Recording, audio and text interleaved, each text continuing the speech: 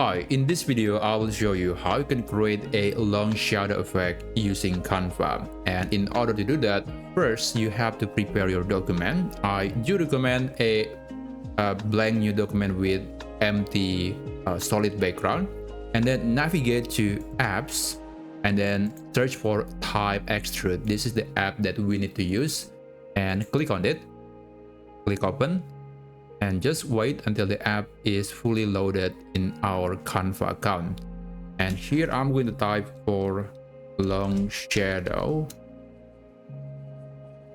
and I guess I'm going to create 2 lines. And for the fonts, you can select any font that appropriate for you. I guess I'm going to stick with Poppins. I think it is one of the best looking font out there. Okay, let's go back. And the color is, it's going to be, I guess it's going to be black, and it's going to be red. Okay, this red. And then you can adjust the thickness of the edge of the letter.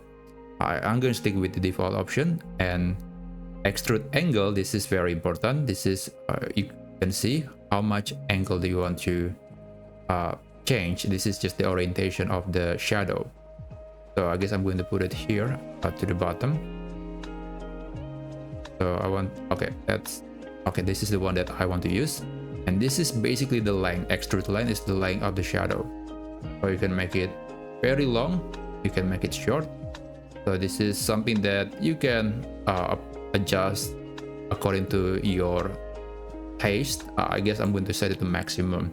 And finally, when you're happy with the preview, you can click add to design. And I'm going to make it bigger. Make it bigger right here.